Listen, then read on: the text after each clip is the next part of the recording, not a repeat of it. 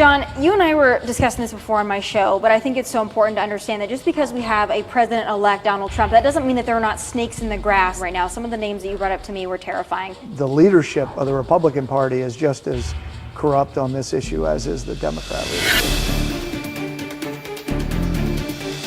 When we speak about the Muslim Brotherhood, there are some that we wouldn't even imagine. I want to get to Hillary's camp. I want to get to the DNC in a moment, but there are folks, big names in this country, big names that even ran for president that we need to be aware of. Are there folks right now that we need to be aware of?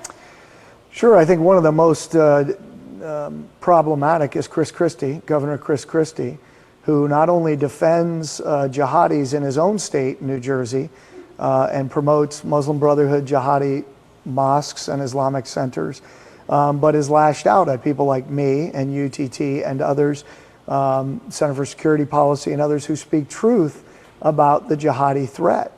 And those are the two big red flags. One, that they defend, and two, that they will actually go out and, it's one thing to say, well, I really don't know, so I'm going to be neutral. It's one thing to defend them. You might be able to make the argument, well, I just didn't know. But to defend them and then lash out aggressively against those speaking truth who identify in jihadi organizations, that's Chris Christie. He's They're dangerous. Being uncovered, though. So what does he have to gain in this? That's what I always wonder. There are some folks that seem to be in league with the Muslim Brotherhood. We know that there's another. We're going to talk about Keith Ellison. But what do they have to gain from that? They're not Muslim. What do they have at stake here? What kind of dog do they have in this fight?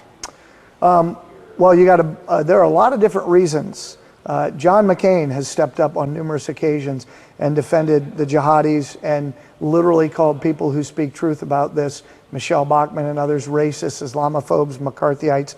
Marco Rubio has done the same thing. Senator Corker from Tennessee and some of his lackeys have done the same thing.